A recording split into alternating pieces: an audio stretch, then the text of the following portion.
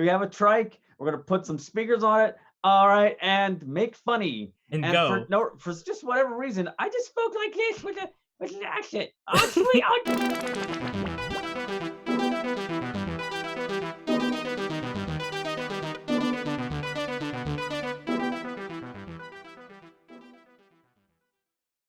Storm Dane, hi.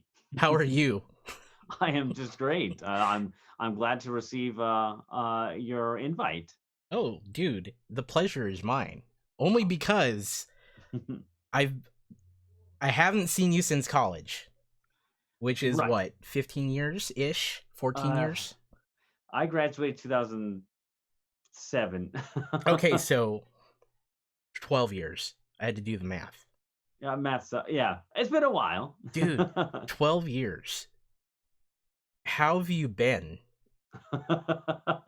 Give me your Uh, like most succinct how I've been in 12 years summary. right. I've been making videos Yeah. for very little return, and I've been Yeah. getting married and having children or a child. A child. Yeah, that's pretty much that is it of the That's 12 years. that's the But the life though. yeah, I the mean, videos have been the longest part, longer than my marriage and longer than my oh my my gosh, my man. kid. So if I recall, ever since I've known you, you've been all about the videos. And I think that's the context I Oh, met you. yeah, OTB, OTB, Oregon Technical Oregon Broadcasting. Oregon Technical Broadcasting, Oregon Tech's whole TV program, TV like department. I remember this so clearly in that Hmm. I was kind of involved. I think because I've been there a little longer than you, but Yeah, you were an RA, and I remember you floating like Yoda in one of oh the my RA gosh, skits. oh my gosh, I Crazy world forgot it about. is. Oh my gosh, Crazy world. I forgot about that. We Oh. filmed these skits that I don't know how you guys convinced me to do it, but you rolled me out on some media cart and I pretended to be Yoda. Yep. See, that was the year before I got there, but Yeah, yeah, David he filled me in on how it went, as he said, well, frame by frame, I just had to cut out the cart that he was under, and then in the other scene, the RAs were doing lightsaber fights, which he just drew over these swords in After oh my Effects. gosh. But he did it frame by frame, and God bless him. Can you believe that? Yeah, So man. I think that's the first time I ever saw you was in that In a skit. skit Yeah. pretending to be an RA Yoda, Yeah. which not my proudest moment. However, now I need to dig that footage up and make sure it stays buried forever. Right. And if we could talk about you in the skits, I mean, like I Yeah, think you're sure. most well known in OTB for the RA skits, and Mm-hmm. I freaking loved I think this is the year that Rob did it. Mm-hmm. Rob filmed the RA skit. Yeah. I might be getting mixed up, but um, the running joke was people were having showers together, and Yes. then, and then No, you yeah. walked in on Alan and who else? I know I know what you're talking about. But the greatest part about that skit was like, let's keep it quiet. FERPA, FERPA, FERPA. Yeah. And the text was what FERPA was, like it's a privacy law. Like, all right, we just can't keep it down. we And can't you just share step out. such things. Yeah. No, one of the that was the I think that was the skit that got me involved in this like broadcasting video recording like thing because we're like we need to do an RAs and Amore's here and I was an RA in college and RAs was our take on cops Mhm. and Your so res hall residence assistants yeah, it or was like sorry. it was like resident advisor, right? And There so is what it but was. like it's interchangeable advisor assistant. But yeah, so we would film and this was like a recurring skit, right? Cuz like Hmm. every like year at least there was always some RA skit and I would somehow make it into like half of them.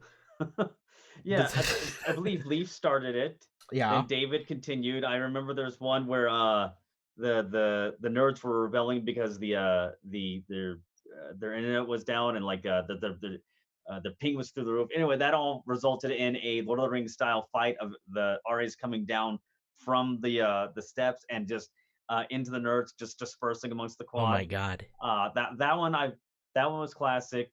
Then I did Rob did one which was I believe was the showering together. Then I had an idea. Like I was the director the last year that I was at OIT. I had this idea. It just and this is like totally representative of what I do today. I had this idea in my head, but I never just took any step forward to do it. My idea was we'd do a take on Alien versus Predator, and it was going to be RAs versus campus security. Oh my gosh. I remember this.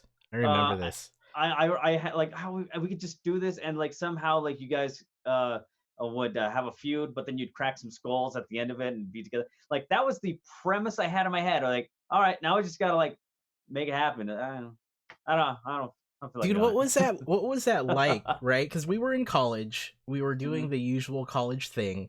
And then on top of that, you were like back then like conceiving skit ideas and then mhm, doing the whole like from start to finish, which is one of the best things that I remember was being there for a lot of that process was from, concept to like filming to editing and then like we debut it at, the Oregon Tech Broadcasting like airing for that yeah, term.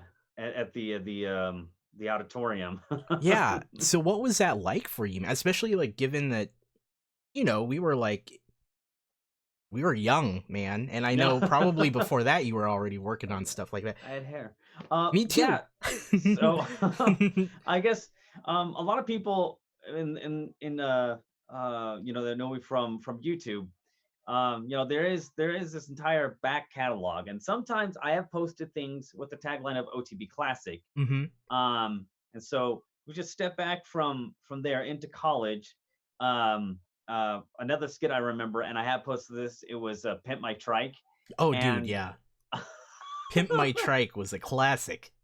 see that one I posted, but I usually posted stuff that I had created that I said like, okay, give me credit for this.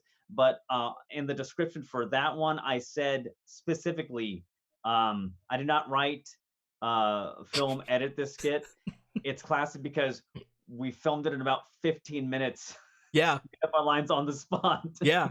I remember that. I remember you and Rob coming up and be like, "Hey, remember that idea we thought was funny? We should film it now." And I'm like, "Oh, Right. what do you want me to do?" They're like, "I don't know." Just It was just all right. We have a trike. We're gonna put some speakers on it. All right, and make funny. and And go. for just whatever reason, I just spoke like this with an accent. Oh sweet, oh dad, So go. And we got into I showed a couple people that at my first job. I was just like, hey, look at it, it's in my trike.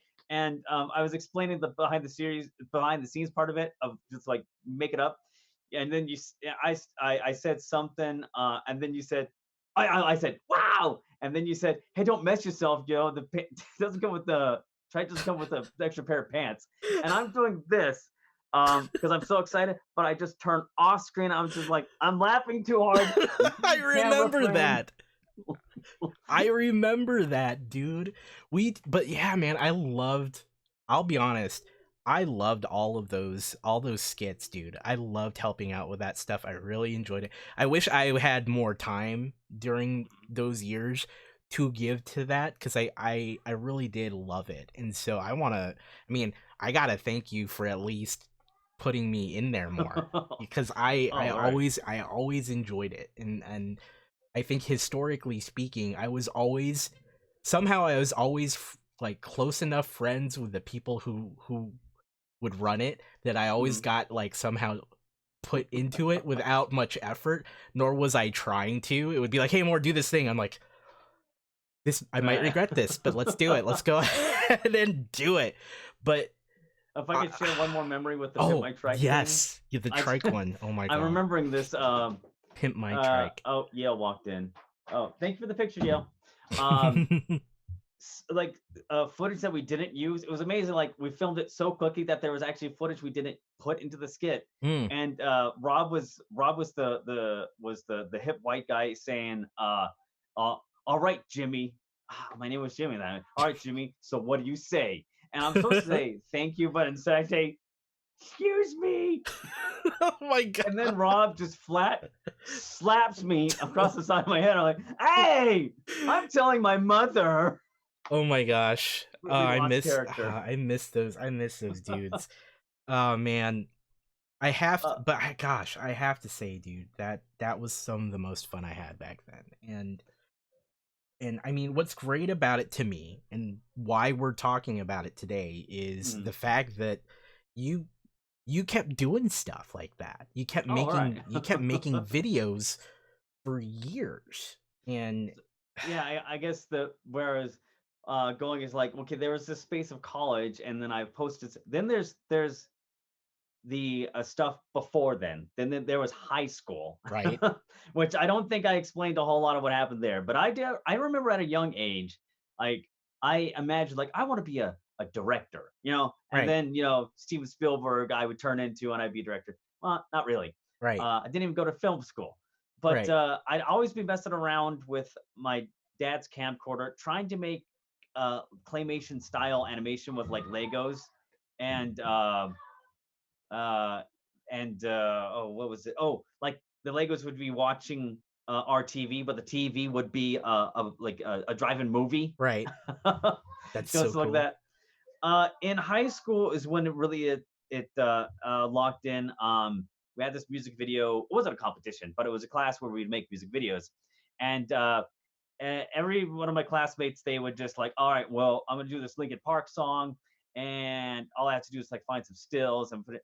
And I see them doing that. And I turn to my teacher like, hey, you got a camera? You do some stuff.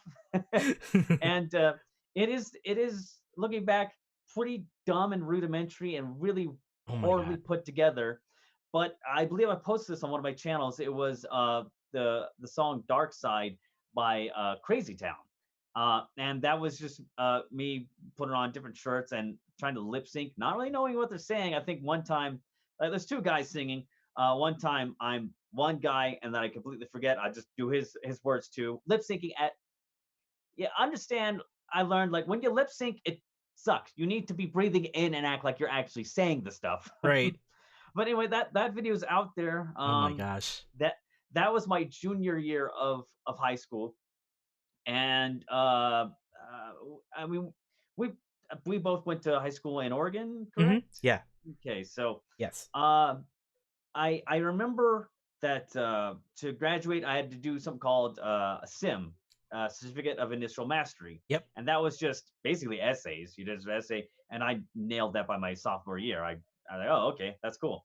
Then my senior year, they said like, all right, you're gonna be a prototyped. We're gonna do a Certificate of Advanced Mastery and see if we can make that a requirement for graduation. Mhm. And so what they did there was, all right, eh, what do you want to do for it? I like video, and so Right. I I had made. I'll talk about like the process I wrote and filmed and edited and made. Yeah. At the end result was something called the Stormy Show, and it was a talk show where I was the host and I was the guest, and sometimes the audience members. I believe I posted that one Wow. also. I do not want to watch that. It is so bad.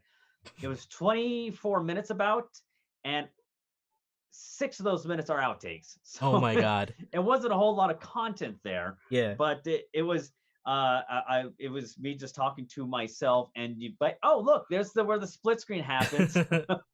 So that's where the beginnings of Future Storm Oh my and gosh. Present Storm came So the across.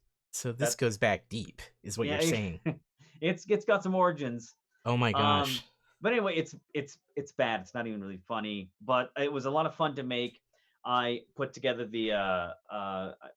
of the script for the show itself, and then all the commercials that were in between. And Oh I my I god.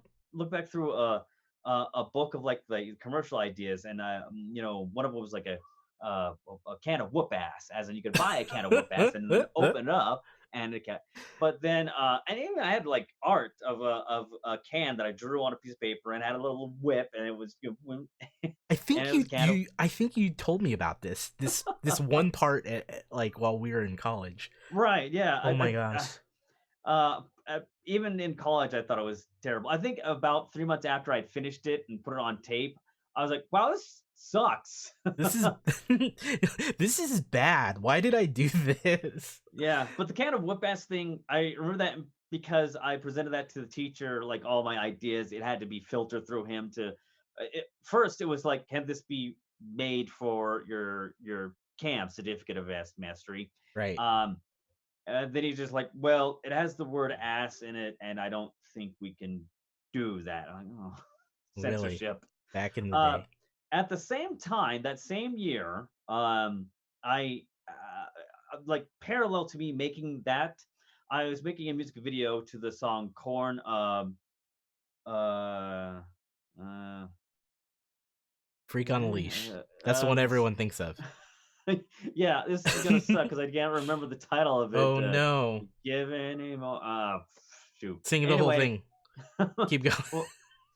well, my idea was like, so okay, so for this music video, which was going to be done at the end of the year, just like they had music videos at the end of the previous year, Mhm. my video will be this, except I'm going to hand animate it. Oh And my god. I in later years learned the term rotoscoping, yeah, where Disney would, let's film something, then we're going to draw Yep. over this, and then you got Cinderella. Yep. I didn't know that was a term. I thought I was making this stuff as I went along, but what You're like, is I'm a freaking genius. yeah. So the idea, I started to do some math in my head the summer before this. It's like, okay, so on my camera, it's 30 frames a second.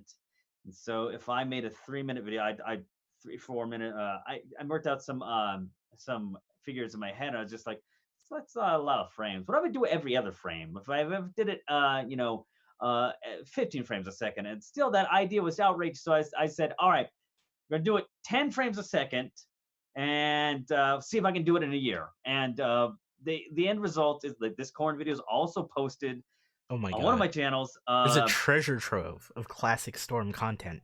Yeah, it's stuff that I found on discs that were burned, and I was just like, all right, keep this disc, don't scratch it up, because it's the only copy I got. Oh, internet, okay, that can be my archive. Yeah. So that one, it started out right, like when the lead guitar really hit. It's just the I okay, maybe I should stop it. I filmed myself inside the shop room when Uh-huh. I had a spare 4 minutes to just do it, Yeah. and I filmed myself like just in front of a camera, act like I was saying the words. When the guitar hit, I just went, okay, white background, which meant I took the frames into paint and cut out the background and made that white. Oh my And god. I was doing it with Windows Paint from Windows 95 or Oh my 98. gosh. And that meant you got one undo. If Yep. That beyond was that, it. you're screwed. I remember that.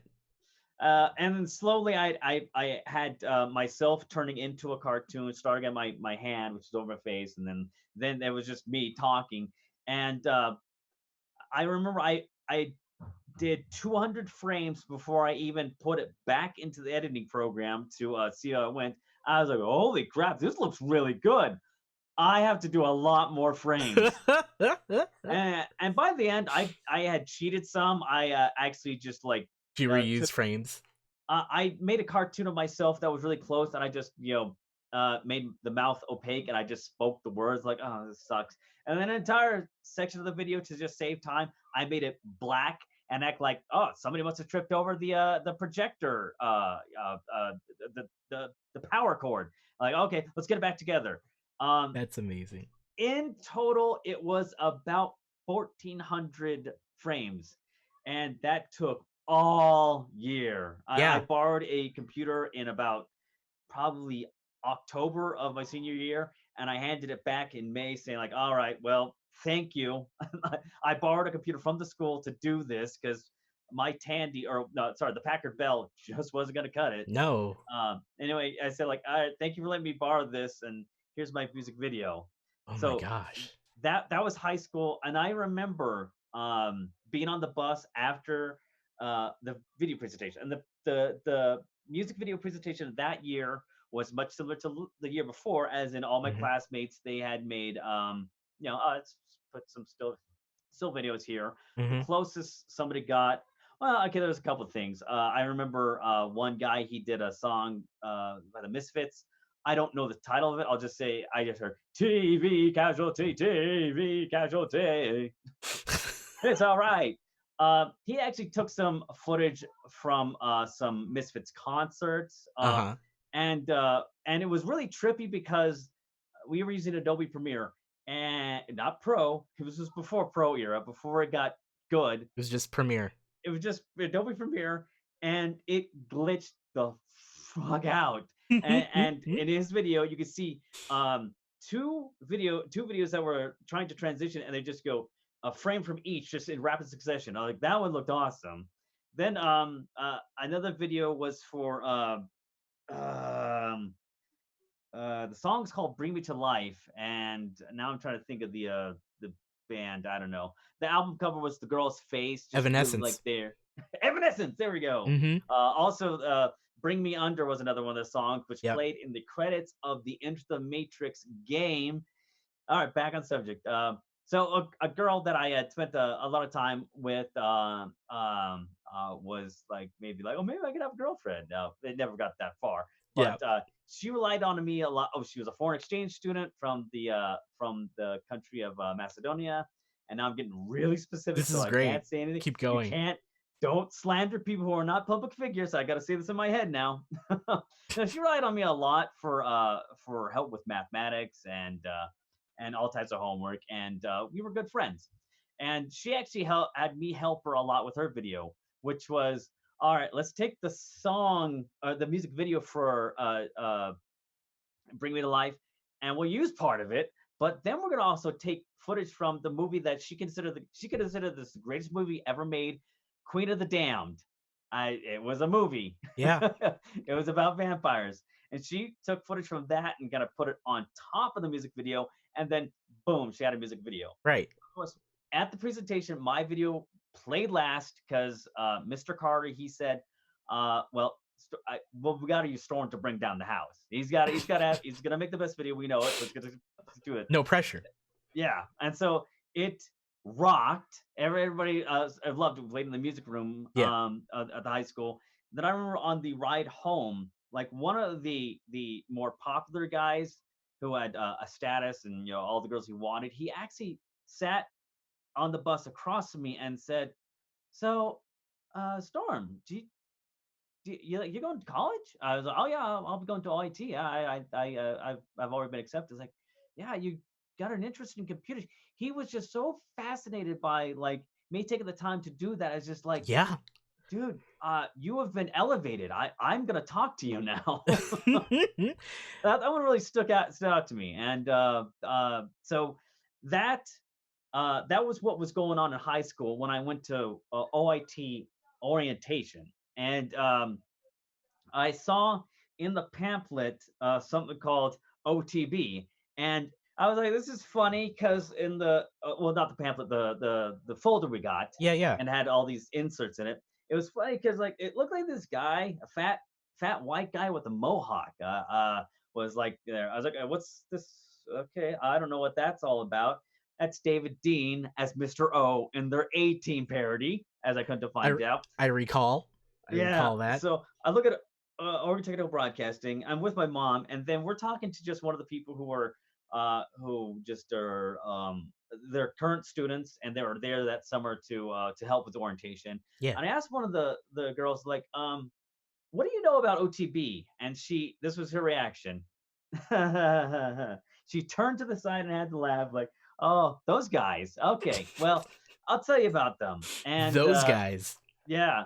So the flyer was like, come to the show at orientation on this night at the auditorium. And that's where I met David Dean and Sherry Culbertson, um, Aaron Schaefer. I sat next to him in the auditorium because he was there.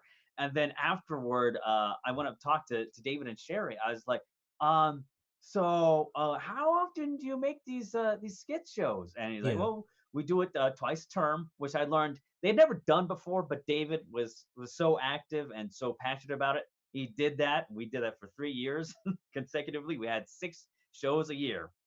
Uh, It's and crazy. Sherry said, like, well, we have a budget, but that's mostly for wages. And I was just like, this pays. So that was in the back of my head. You can get paid to do this? Yeah, not now. I maybe that's a little bit further ahead in the story, but because Sure. this is of course the story of me in video, and Yeah, I'm just gonna keep on talking. sure. Um, so I was like, all right, well, do you guys like have meetings? So like, all right, we have meetings every Wednesday, and our first meeting will be September 29th. I'm trying to remember the day it was because that's significant. I got this daily planner in the orientation material. Oh, yeah, I I remember those. I wrote OTB meeting at like 7 o'clock on this Wednesday, Yeah. and that was the only thing I ever wrote in that planner. You I put that thing away. And that's kind of representative of it. Like That's amazing though. I joined the group first term freshman year, and that's where it started. Um, Making skits for our college television program. yeah. So I guess we could tell, yeah, their main role was making sketch comedy shows. It Yeah. was a Yeah, student yeah. run or video organization, Yeah. and I recall. I mean, I want to tell some things in order here. Like Yeah.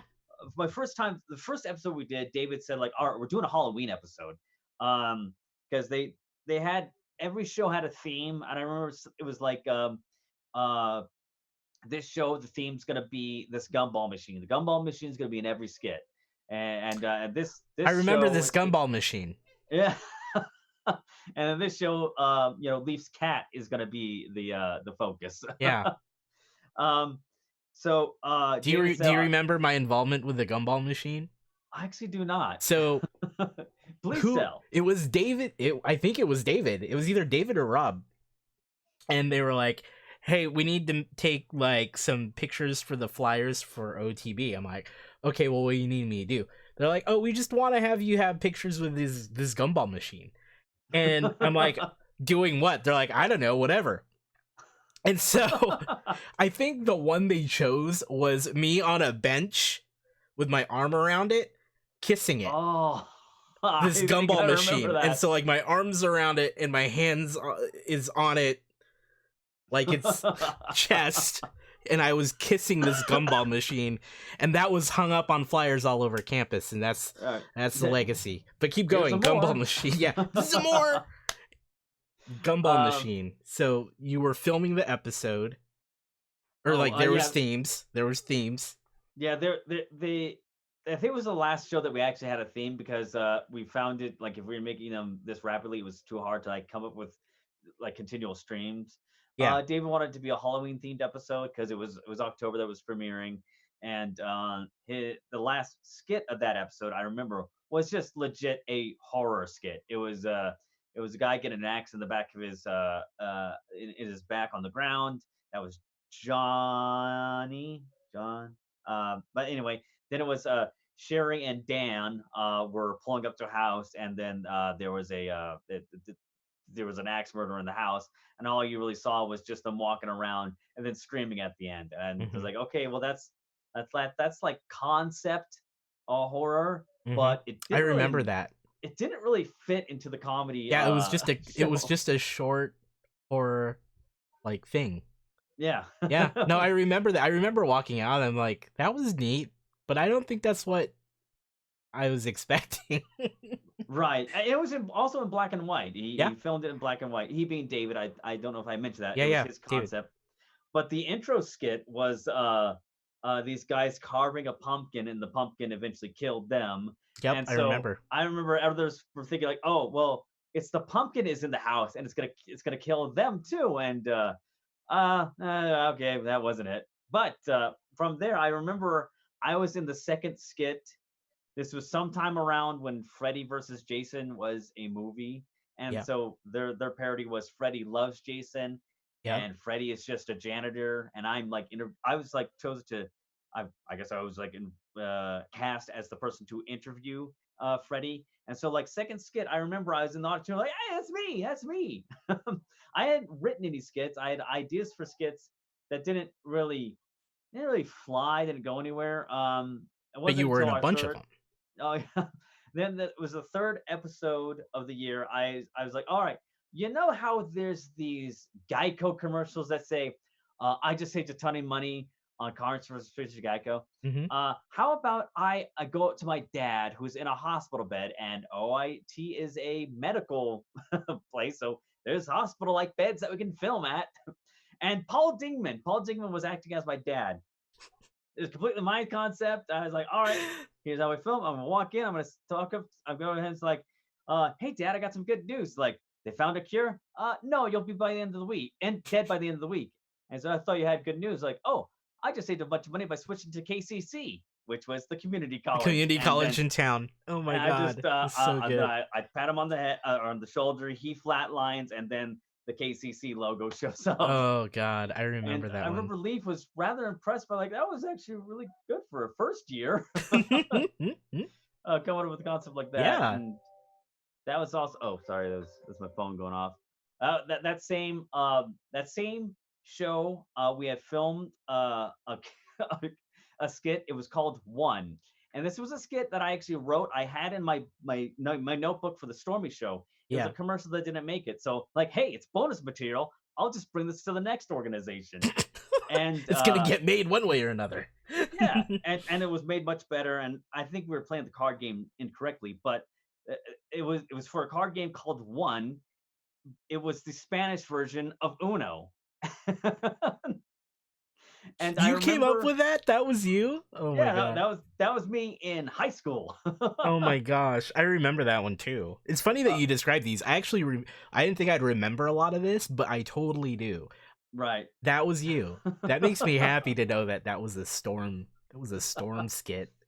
What I liked most about like we had the office space type thing where we had a small bank of computers and editing, and of course they faced outward, so anybody just walking into the office could like see what you're doing. And I think it might have been Trent. Trent. Trent was Sherry's boyfriend at the time, boyfriend. Now they're married. Hmm. Um, he walked up to me and he's like, "Why are you using paint?"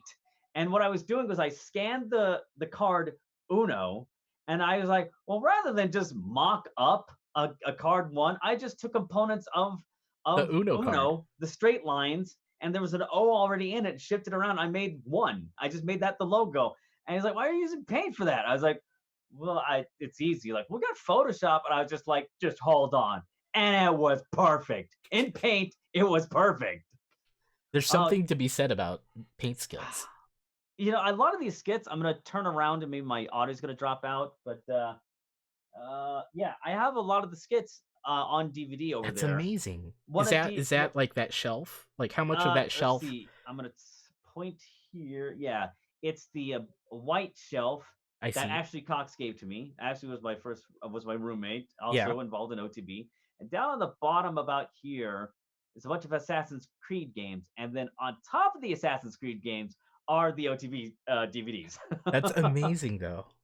But I'm saying that a lot of the stuff, and like if my YouTube viewers are gonna watch stuff, and just like, well, maybe I should post this. But there's also something to be said when you describe a skit to somebody. I've learned this over the years. To Yeah. describe one of the skits that I made in college, it's actually funnier in their head Yeah. as you describe it to them. Yeah. And it's like, no, no, Funny no, that no, no. We did not have, we didn't have, Jerry Bruckheimer's budget for this. Although that was a joke I used a well, bunch. well, dude, the thing about it, and what I really love about like what we did back then, and then even hearing your stories about high school, is Mhm. the fact that this stuff got made, the content got made in probably like circumstances like you used freaking paint in some things. Yeah. You know, you borrowed your school's computer. The fact that Yeah. the fact that what I love about what you've done, especially I've seen this over the years, is it didn't matter what we had, right? It Mhm. didn't matter what, like now you have, I imagine, a decent computer. You Oh, have yeah. good editing equipment. Like you have the stuff, but I imagine, like 17, 18-year-old Storm still building content and having to fight paint just to do it. And that's Yeah. what I love With one about undo. like the whole thing, the process, the fact that like what always amazes me now is that it's so freaking easy, right?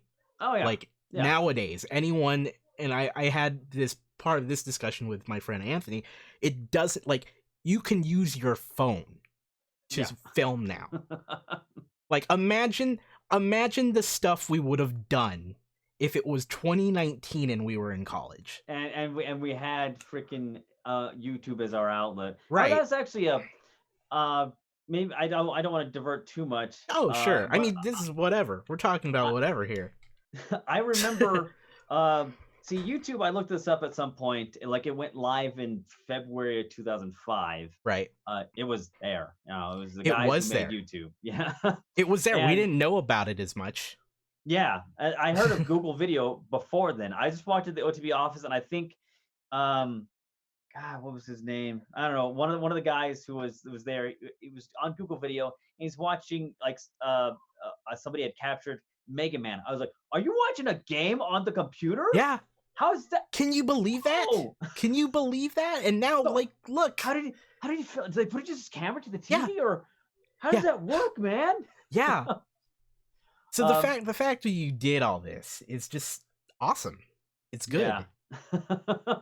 I do remember like going on the thread of like the circumstances that things are happening. I remember I guess I can't really name the year because I'd be going to too many specifics, but it was the fourth episode of my junior year. I remember a week before the show, we just didn't have a show. It was just like, well, we got some content here.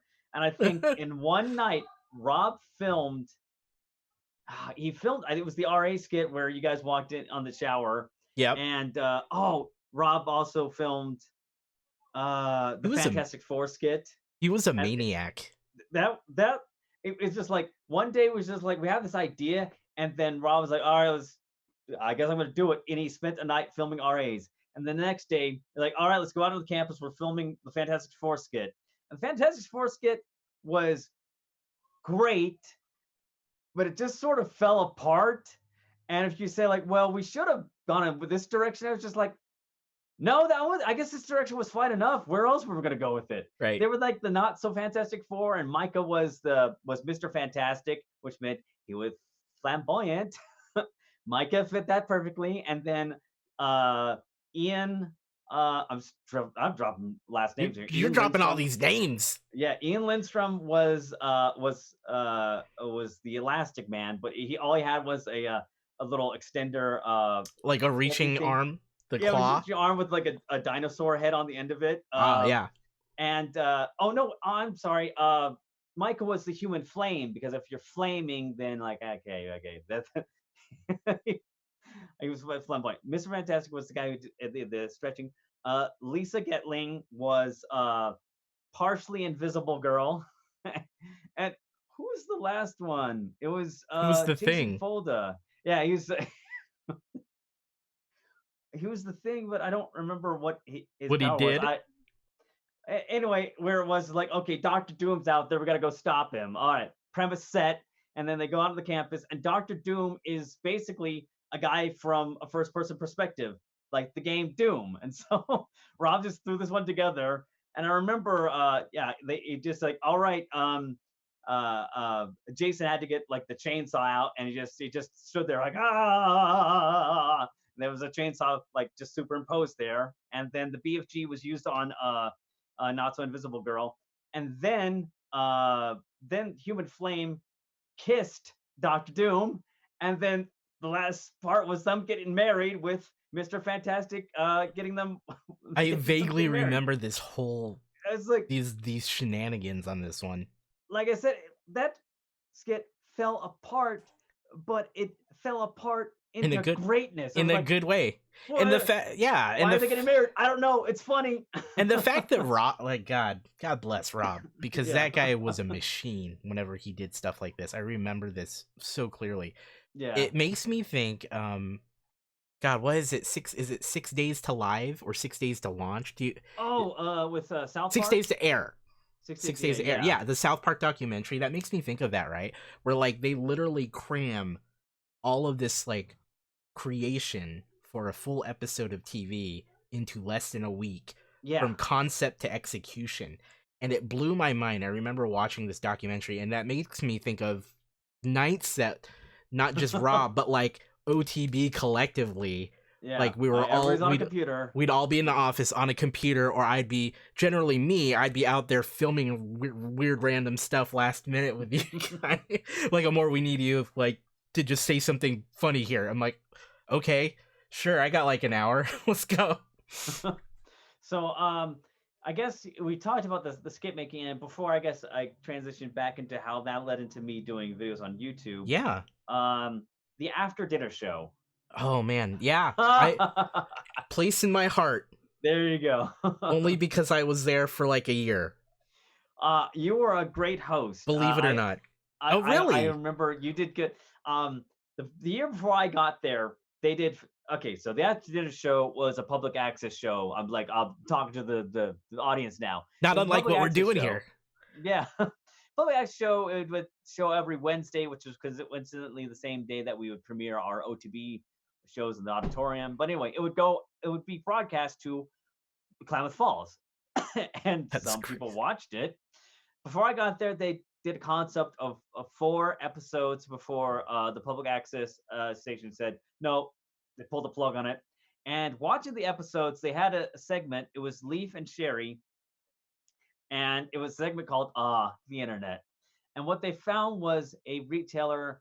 I don't know if we're censoring ourselves here or whatever, Nah, but go for it. It's marked explicit, so go for it. okay. They found a retailer on the internet that sold butt plugs. It was like there's a full line of butt plugs, and they're the different colors Oh my and different gosh. shapes. Oh my And gosh. I I missed think this one completely. I think that was one that they did that one that the episode that contained that one was basically the episode that got the cord pulled on that. Like, nope, we're not doing it. They're like, we're done. So yeah, when I the year I joined, Dave was like actively trying to get it started up again. Like, okay, well, before we use their studio, maybe we just like film it in a closet here, and we and we record it to DVD, and then we hand it to the public television station, which was like on the campus. Yeah. Hand it to them, and then they just play it. So we got that executed pretty good, and I got roped into that show my first year. It basically went like this. I was in they're editing in the station for the first or second episode of that year, and I turned to Sherry like Sherry will know. I was like, Sherry, when does Matrix Revolutions come to DVD? And she said, I don't know. I'm like, oh, maybe I'll use the internet. But because I talked about a movie that I was interested in, it's like, hey Storm, you can do movie reviews for this show. Like, okay. Is that how So that started? that's how That's I got amazing. involved. Was like I had bought the Matrix Reloaded DVD and Revolutions. Well, Revolutions was released the month after I that, always and wondered how this got started. That's amazing. I think it was probably January of that year where I was like, when's this DVD gonna come out? It came out in April, by the way. Yeah. But like we had discount tickets from the bookstore to go down to Pelican Cinema, Yeah. and I I think remember. sometimes the OTB budget was used to buy me tickets. Sometimes my dad and I were just like, we can buy the tickets for $3.50 a ticket to Man. go on Thursdays. So every Thursday I was down at the theater. The first movie I watched was called The Perfect Score, and that's like a super forgettable film. It Yeah. was a bunch of students who were going to break into the offices that wrote the SAT test, and you're gonna do it and then cheat on the test. Like I said, that's so Oh forgettable. my gosh. I remember Darius Miles, who played for the Portland Trailblazers at that time, was in that movie. So, and then the second movie I watched was the Butterfly Effect. Yeah. So where this comes into play is so they say like, okay, Storm, you just film. I asked like, do I review it live, or do I like no, just film yourself doing something? And Yeah. everything I did was in front of the green screen that David had put up, and so that was my first review was for perfect score, and it's just like, all right, well, that was a segment in the show. Now nobody really caught traction with it. Um, but then we were doing the butterfly effect. They started to play my video, and it's just it's silent, and we're like, Yeah. okay. They stop it, and like, well, we're gonna try to figure that one out. And then somebody whispers over to me because I was in the studio as they were filming, like, Storm, go sit in the seat, talk about butterfly effect. Okay. So I just sit down and I'm talking. Okay, cool. And somewhere along the way, one of the guys who we handed the DVD off to, I don't remember it. Oh no, it was one of the guys that we actually had an interview one of the years. He actually watched our public access show, and he loved my movie reviews because it wasn't just here's the news and here's some Yeah. stuff, and It was it, entertaining. then it was like, all right, Storm's gonna talk for about 4 minutes. Oh, that was it. They David said, please keep your videos under like 2 minutes, 3 minutes. And Right. then spring break, I watched 4 videos, and I made a about a 6 minute review. I said, "Hey, David, here's what I have." He's like, "Oh, we're gonna have to cut that down a little bit." And then he actually turned and talked to some people like, "Oh no, that could be filler." Okay, yeah, play it all. And Phil, so just play the whole thing. I just had free reign to just talk about whatever with and the then movies. and history was made, right? Yeah. Because I uh, remember that was one of my favorite things about that show was the yeah. movie review, and I think, and not to assume anything, but I think that that is largely what I think, in my mind, Mhm. put that show like up there for a lot of us who would consume it. So Yeah, I looked forward to it. I enjoyed the, it. there was my movie review, and then there's Paul Dinkman's Words of Wisdom, which Yeah, was always good. Like I remember he said, like, well, let's say that we bomb Baghdad with cheese whiz. Yeah, like, it's just, he that had guy these was crazy his delivery. ideas. His delivery was great. That's what I mean. Like I was always just like energetic. Let's act this out. I'm gonna be Bill O'Reilly, and I'm not gonna sound anything like him. But I'm like, you've entered the spin zone. And then on the opposite end of the show, there was Paul's segment, and it was just like, well, hello everybody. Yeah. I got a letter from Flagstaff, and it's just, he just made up letters. He didn't get any No, letters. And no, he's he just like, didn't. Of course he didn't. Oh my so gosh. yeah, that uh, that right there, I just, as the movie reviews that gain traction year over year, where it's just like, all right, Storm, you're gonna be doing the movie reviews. All right, so somebody's gonna watch the show now. Mm-hmm. Uh, Nick uh, Gaston actually asked me after I brought him in to be in one of the movie reviews. Like I basically did this. Like, all right, Nick, you and Rob sit on the couch, and then, all right, you just look for, okay, film it. Okay, now, Rob, pick up the remote, act like you're rewinding it. Okay. All right, good. And then say, "Hey, look, he came out of the closet." And then Nick asked me afterward. I was just like, "So, do you ever find that people who guest star in your movie reviews, that do they ever disagree with your opinion on movies?" I said, most people don't know why they're in the video. I Yeah. just say, I feed them lines, and then, all right, good. I'll edit it. Leave. That, yeah.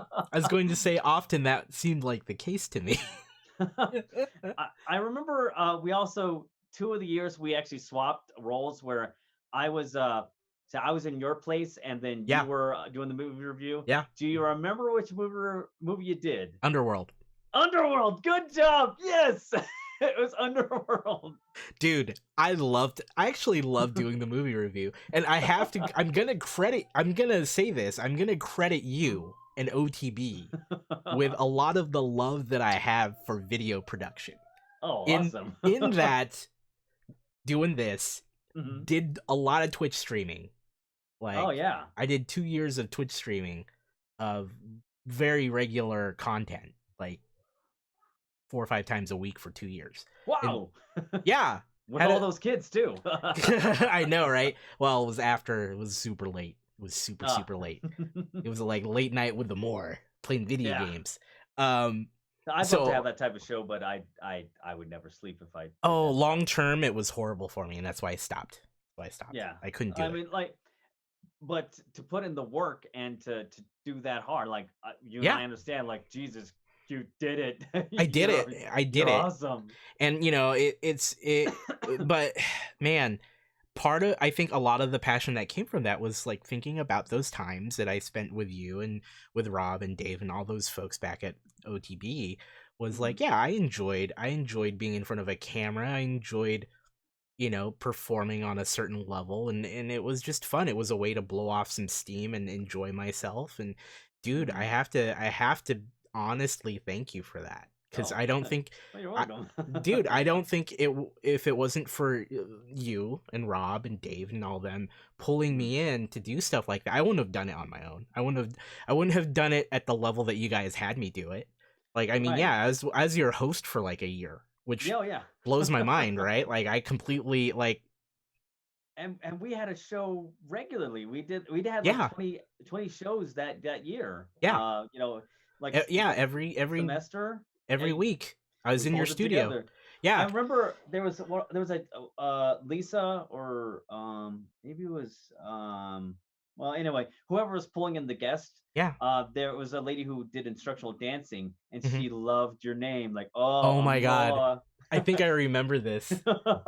Yeah. Oh, more. I'm like, yeah, yeah. That That's was my an name. awesome, because like we were filming it, and then like, all right, Paul Dingman's segment play, like, all right, move the table, just Yep. shimmy it over, Yep. It then was pull the like cameras back. it was so gorilla like in that, uh we were just like moving tables and desks and chairs and like trying to make sure the camera looked right, and then you guys would be like showing, like giving me my lines for what I was reading or talking about.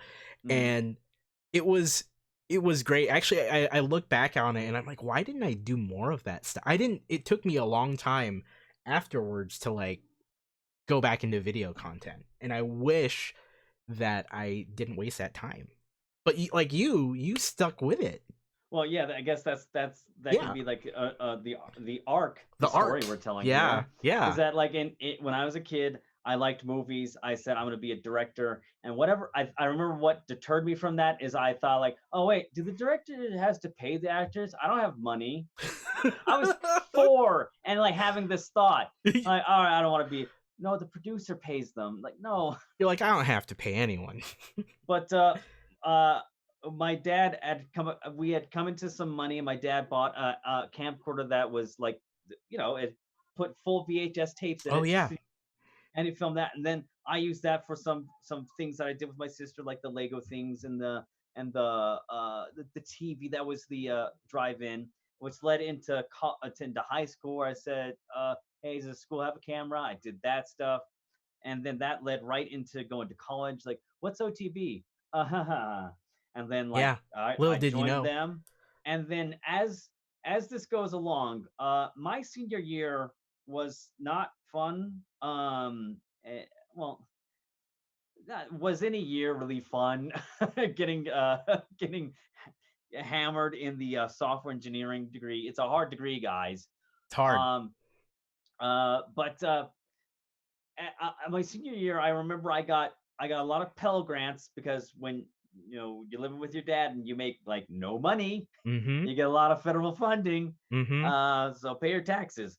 Um, I got a lot of Pell Grants, so I was like, oh, dude, I'm gonna retake classes. I'm gonna retake assembly language because I got a D in it, and I'm gonna take some extra humanities because I got a D in anthropology. Like, I had these D's that were sitting on my transcript that I wanted to step over. So each semester I took like between 19 to 21 credits, Jeez, dude.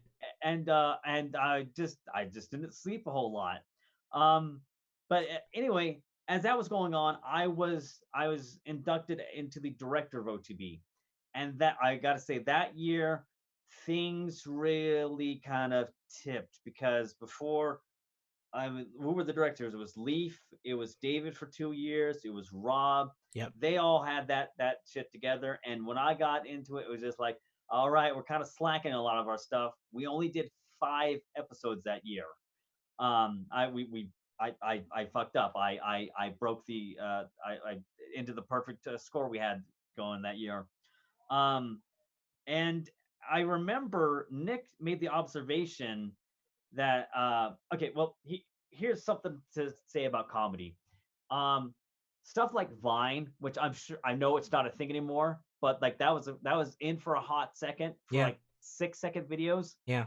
Um, we we some of the members found that like the shorter the stuff, the easier it is to get the punchline across. Yeah. Like one of the skits, I don't know who wrote this, but it had Patrick, it had Ashley, and Laura Ford, and somebody pushed record on the camera, and it's Ashley saying to Patrick, "Well, I think you're how did this go? Like, oh no, it was Patrick would say like, uh, says to Ashley, "Well, I think you're stupid," and then Ashley says, "Well, I think your mom is stupid." And then Laura Ford, who is a person who in the like enrollment department, Yeah. appears off camera and says, "What?" Pushes her off the couch and says, "My poor son." And that was like a 11-second skit, Yeah. and it worked. It was Yeah. funny. Yeah. I tend to actually like started getting into writing stuff that you had to put down and you can't just like arrive and like say the lines. Yeah. So I made out of about the 2.5 hours of content, I made a full hour of content that year Oh my gosh. with long skits like a detective skit that was just a name we made up. It was it was Jenna and I going around like who's stealing all these books, and it was just like there's no premise to it. Like there's no reason he stole these books. We just like, and then there was Equipo Bueno 2 Yeah. because I did one the previous year. That's Ashley and I labeled that as Spanime. It was Spanish anime. It was badly written Spanish. I just like translate in my head. I don't know Spanish. I'll have this. Maybe this will work. And that turned out to be like a 9 minute and 30-second skit. I broke the record. Spanime. The record before that was the O Team was 8 minutes and 45 seconds, and then I broke that by a full 45 seconds by making a skit that was almost 10 minutes long. Yeah. But anyway, what that meant was like I was taking a lot of the work upon myself to create content for these shows. Yeah. So You did that. I was a shitty leader. I was like, I'll just do the work, and you guys just try and do your work. That was a really bad way of doing it. At least to some funny thoughts. Do you remember the international dinner that did every year? Yeah. I succinctly call it like, all right, let's take all the people who can barely speak English and my put them in a club. Oh my god. Anyway, for whatever reason, we were tasked with like, all right, you guys, your group OTB is gonna film it, and then we're gonna film the process it takes to make the show the dinner, and then we're gonna play it at the dinner. And so I'd worked with David and Rob previous years. It was just like, all right, we're just gonna film them in the kitchen, and we're gonna film making decorations and just miscellaneous stuff of the preparation, and we would just throw just foreign music on it. We would just put a Spanish thing here, put a Japanese thing here, and here I guess this is the most succinct way of saying how I was a shitty leader by just taking on the work. Yeah. It was around the time for the international dinner, and it was in the meeting, and I was like, all right, well, I know vacation's coming up, but who's gonna film the international dinner? And everybody was just like, no. Not it. I was like, fuck you guys, I'll do it. so I'm the director. I filmed a bunch of stuff, and at that point I had just so stopped caring about like the quality of this. Like, I'm just slap this thing together and see how it goes. And so for the international dinner, in my not caring, it actually turned out to be entertaining. Yeah. I had enough footage that I put 3 songs across it. I put some Oriental strings as the first one, and then I said, fuck it, Macarena. We're doing the Macarena. Oh That's the second one by the Los Lobos. Oh my god. And then I had to do a third song. Fuck it, Yata. We're doing Yata. Wow, dude. I remember that year, but I knew you were busy as hell. That's all I remember. That's all I remember. But man, so like looking back at that year, like what, like in the context of creating that, like what do you think about that now? Now that you're like, well, I learned that I'm a terrible leader. Oh. Well, we were like this. In the context of a job, I've never desired management roles where you have to manage That other level of people's duties. that level of Yeah. responsibility. Yeah. And by my desire and by my own inaction, I've always stayed at the very low level drone Right. doing things Right. because I was a drone doing the international dinner. Oh, by Yeah. the way, Yata, in the middle of that song, where well, it was on the albino black sheep flash animation Yeah. where he said Ohio, like they actually had the state of Ohio. But I for that part of the song, I was like filming a globe that was made of paper mache, and then I found where Ohio would have been, and did like, all right, there's Ohio. Oh my god, dude. Ohio being Japanese for good morning. Yeah. Yeah. Wow. So So you learned a lot yeah, that I year. I learned that I enjoy being on the lower level of things. Well, you enjoy being like in it, doing the Mhm. thing, not being the person who's actually, kind of like looking down at it all, right? Right. As the director, you're supposed to say to each member of the staff, it's like, you're responsible for 5 minutes of show. Please make 5 minutes of show. And I knew that was impossible if we're making these 10-second skits. So I just like, all right, I'll write something long. Would you have done it differently, uh, knowing I, what you know now? I no, No. because I mean, I would have I would have looked a bit more together about things of trying to hold all the threads together. I Right. still would have wanted to made all the content Right. because, like, after I graduated and left, um, and I mean, this our friends are gonna see this. I believe OTB sort of fell into disarray. Well, part of Yeah. that was, equipment was stolen. You can't really blame them for that one. But what OTB is now today, I actually a few years ago I talked to I just like found the OIT website, looking at the Yeah. staff members, like Todd Breedlove's completely bald now. I, I do that stuff, and I just wander around like clubs, and I see that OTB is something completely different now.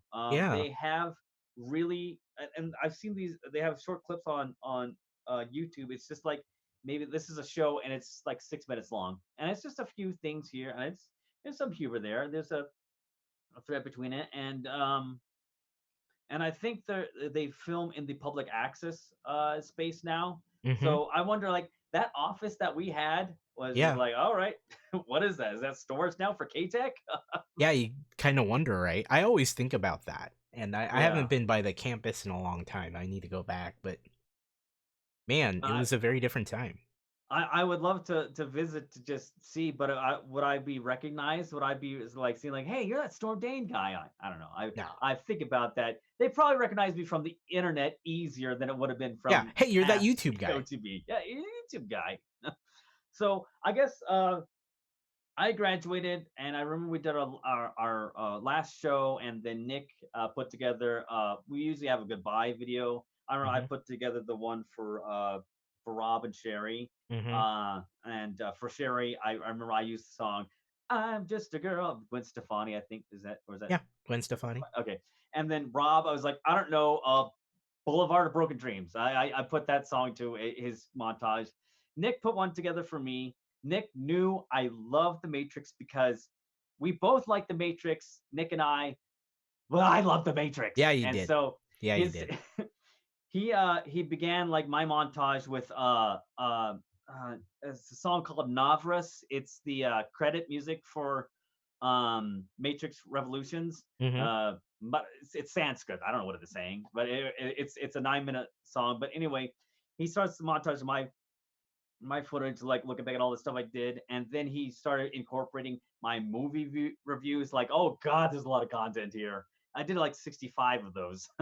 Yeah, you have a massive catalog of content. Like if you If I took was just had the enough energy to get that on YouTube. Oh my gosh. Well, I mean, yeah, if you think about it, between all the OTB stuff, between like the skit show and then after dinner show and Mhm. then all the like the other stuff, the other projects, like you probably of all the people that I personally know and talk to in terms of content creation, you have probably the the widest library of things, and Yeah. it's a goddamn shame that it's not all online. Storm, it's a Yeah. shame. So I guess yeah, that leads into YouTube. So I Yeah. graduate OIT, software engineering degree. I get hired at IGT. So I moved down to Reno, and at the time I still had this absence of Mm-hmm. like I need to make content, and it was just like no, reality you're going to a job and you're going home and just playing video games because you didn't play a whole lot of video games in college. I had two classes with Todd Breedlove, data structures, databases. Those two classes I said, all right, GameCube is being put away. No Metroid Prime, no Resident Put the Evil. games I'm just away. that I did that successfully, and that's how I skated by those classes with a C. So in that so in the absence of needing to make content and get grades was replaced by get a paycheck, play video games. Yeah. And so I had some ideas of like uh, there's some funny names I notice here. Like I'm living in a apartment and it's Timber Hills, I think is what it was called, but now it's got a different name. That was the name of the apartment complex. And I just sort of look around. Where's the timber? Where's all the trees? Where's the pine trees? And that was like that was an idea I had of like, well, I just film some things around here with weird names, and I would end it with me washing my hands after a hard day of filming all these weird things, and I push down the faucet, and on the it says Price Fister. I was like, Price Fister. Oh my god. I bet this costs a lot of money, and then boom, I wrote the end of a segment that never happened. Oh my god. But and then instead that sort of fell into I've told this history a while now. I was super geeked about the Wii that was coming out Yeah. my senior year in November, and so I started following websites like IGN and GameSpot for any Nintendo Revolution news that they had. Right. And that sort of led me into finding a site that was called wehaveaproblem.com, which was stories about Wii remotes flying into TV Yeah. screens and pictures and everything. And then they linked a video from a website called Wii.tv, and it was a fake. It was an April Fool's joke of the next Zelda game is going to be called Legend of Zelda: Link to the Future. And what it really was these two guys, Ray Gutierrez and Billy the Kid.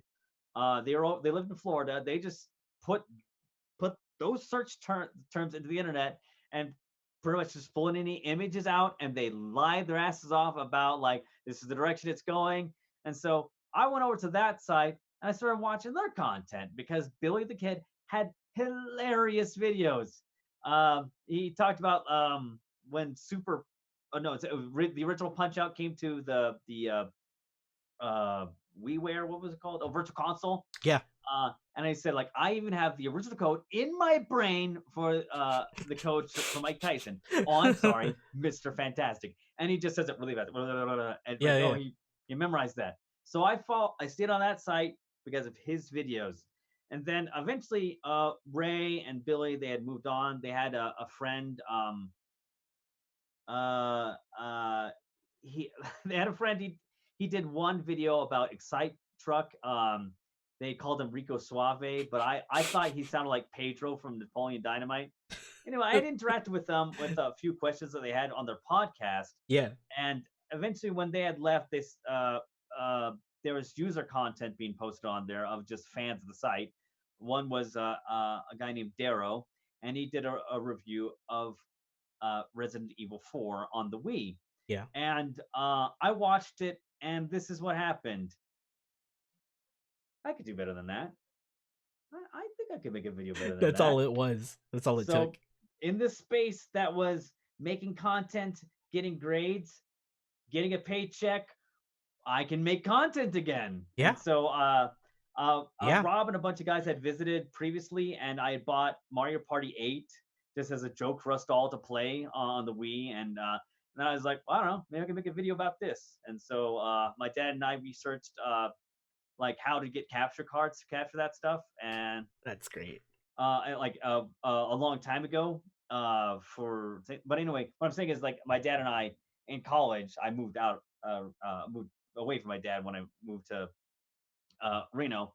I actually had that capture footage, and god dang, if we're gonna talk about the dark days, it was a TDK capture device, Oh my gosh. USB Type B, the fat one, Yep. and yeah, well, or we could say a printer USB cable. Yep. That's what they were called Everyone back knew it then. as that. I And remember. then uh, I remember like I'll just play one round of Mario Party 8 with the computers, and I'll capture that. So I put in the we call them RCA. They're also called composite. It's the yellow, white, red cables in, and it captured. I wanted to make my videos widescreen. It captured at standard. Yep. And if I wanted to export I wanted like, oh, let's get this part from here. I can't edit the entire thing down in Adobe. I had to export clips from the TDK Yeah. software, and on top of all this of having to stretch out each individual clip, the audio sucked.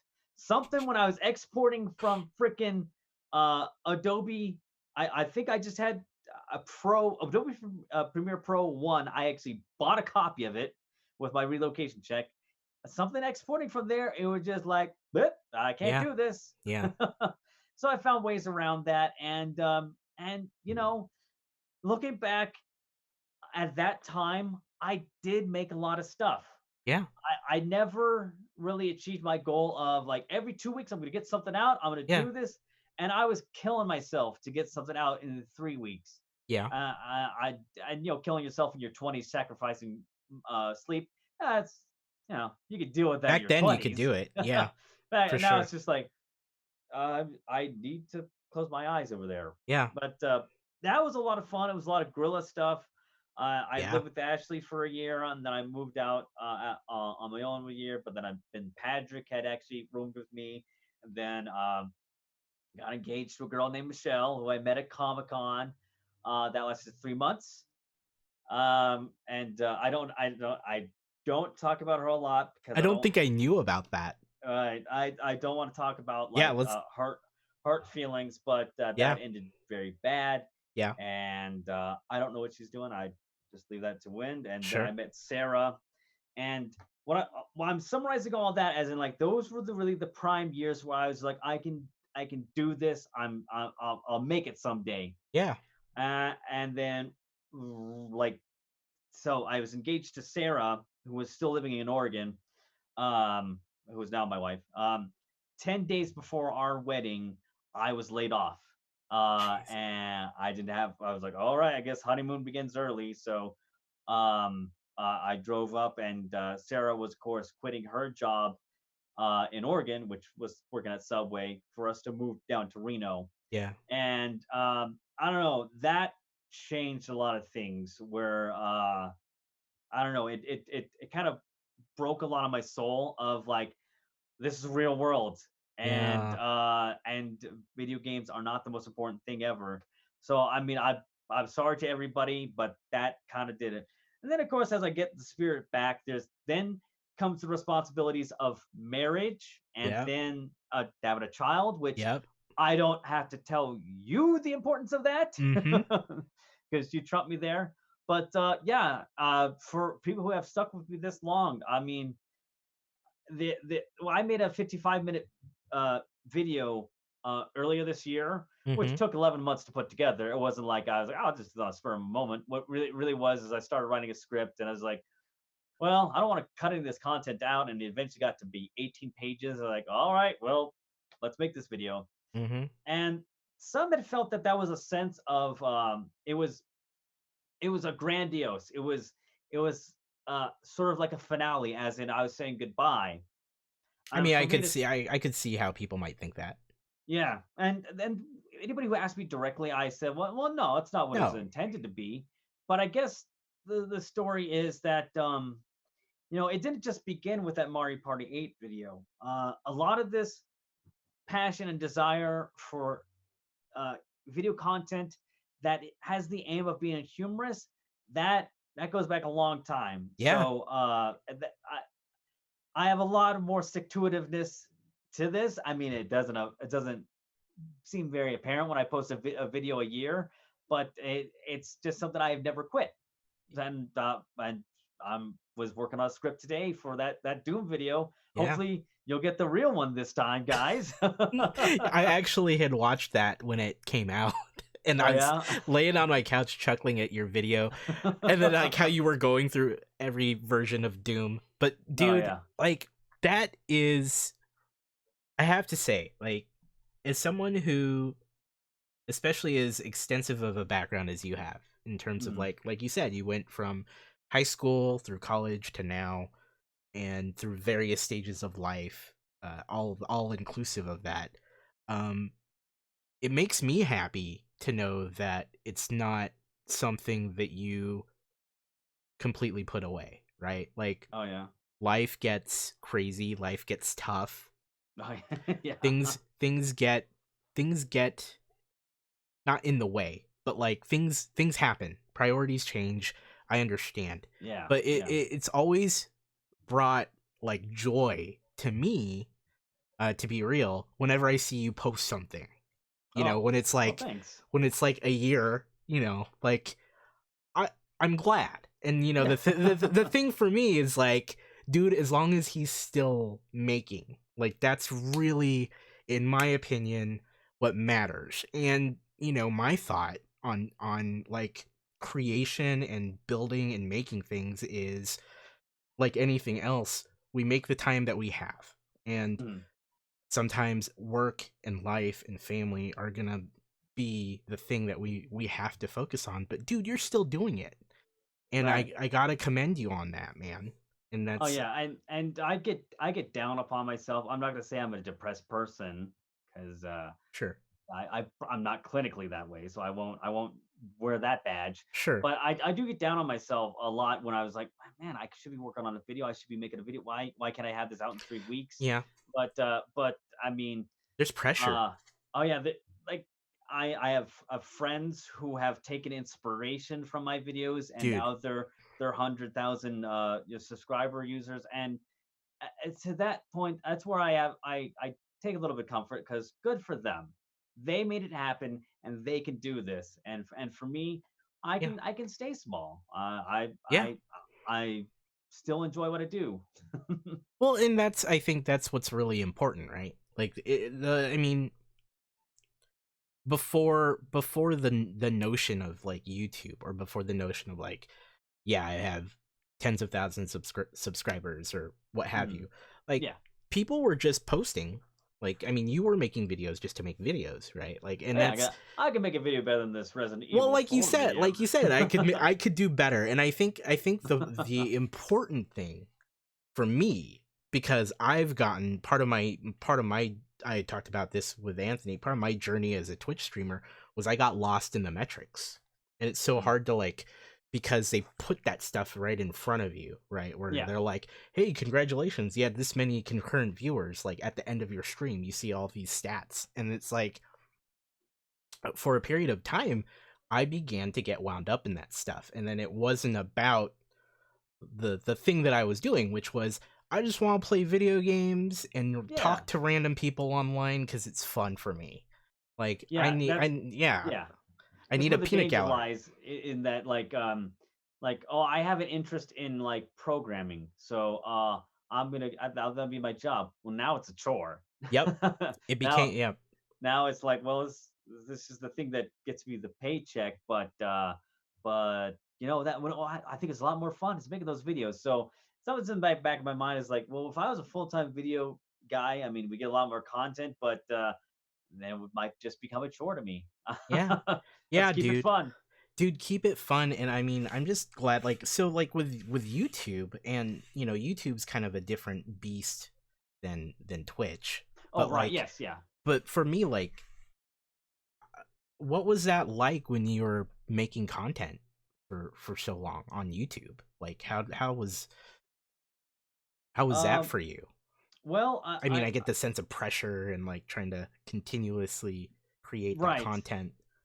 Well, it was natural for me to actually just, uh, I mentioned this in a video before. Like I actually had an internship at Harry and David in Medford, Yeah. and I had said, like, it was an odd sense that, like, when we went home for the day, we realized, like, oh shit, we don't have any homework to do. All right, let's just play some video games. Yeah. Just play some Diablo or something like that. So for me, it was natural that I was just going to be playing the video games and then making the content on it. It was natural in that I would come home and all right, turn on the Wii. What game am I playing now? All right, let's do this. Let's make some notes.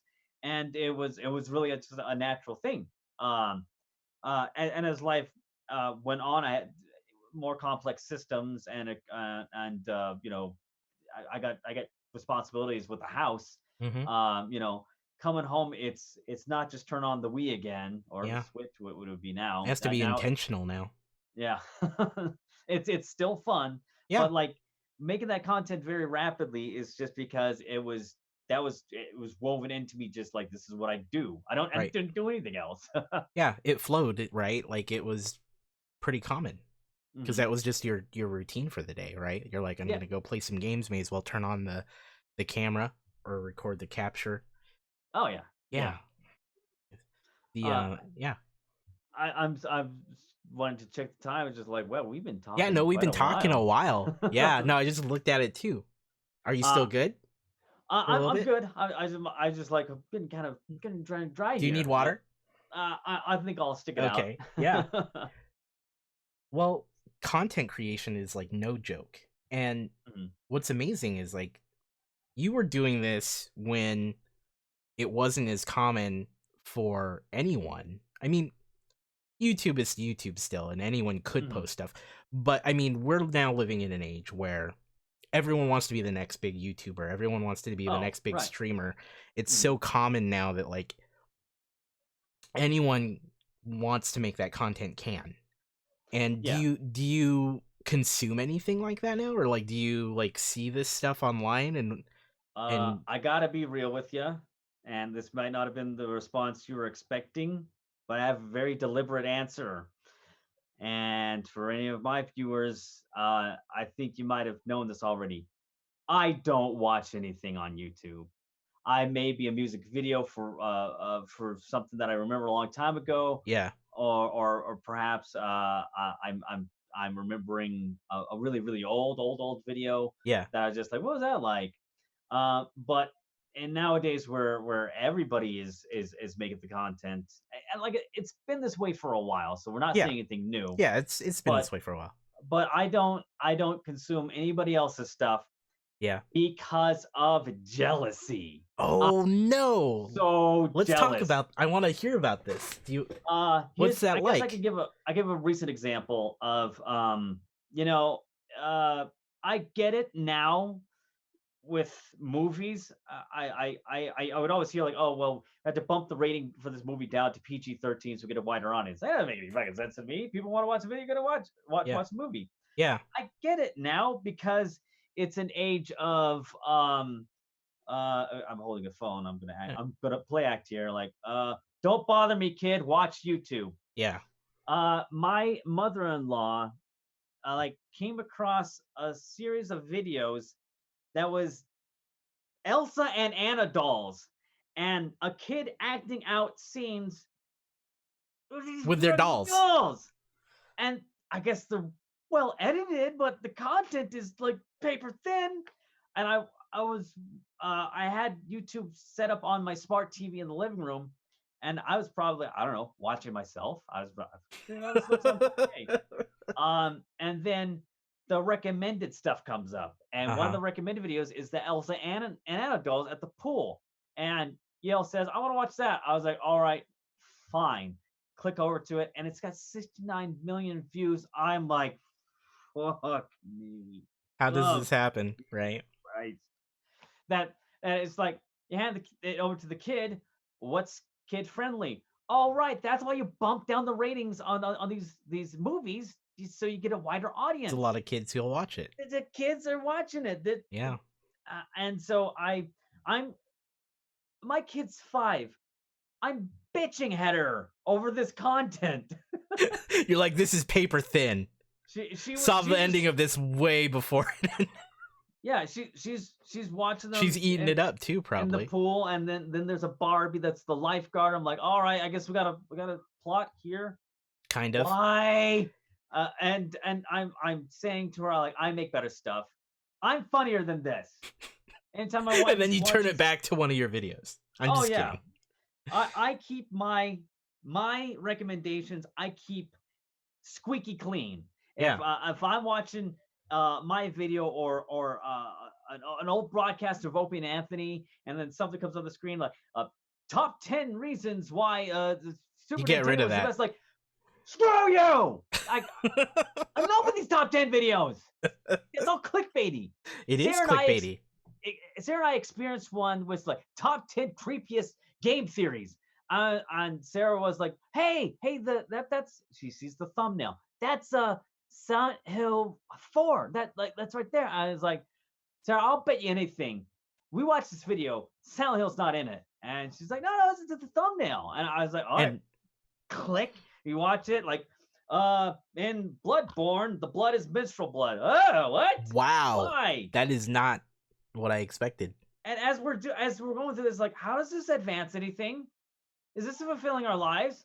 Is this anything true? No. And then edit video. Where was Silent Hill? It wasn't in this video. Yeah.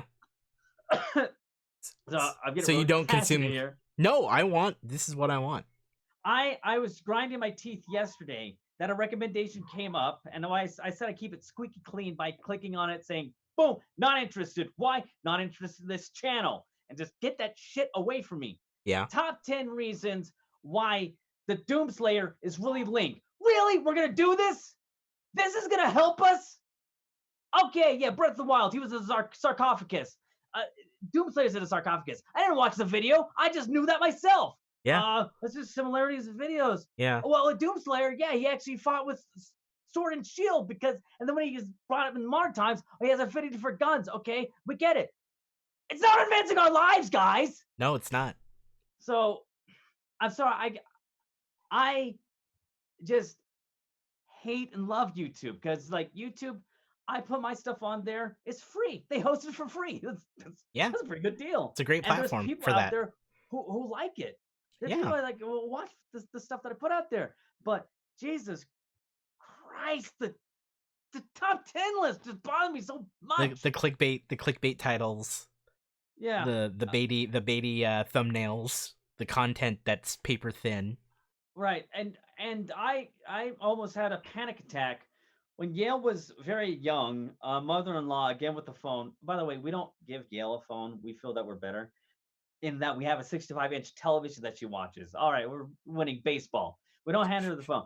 But mother-in-law years ago found a gummy bear song. I'm a gummy bear. I'm a gummy bear. Oh, no. And I like had a violent flashback of, well, what is this? And I remember at IGT, I say like, hey, I make videos, and people saying like, oh, well, here's some of the videos I watch, and it was the gummy bear song. Somebody said like, oh, my kid loves this song, and I was just like, why? How is this better than my stuff?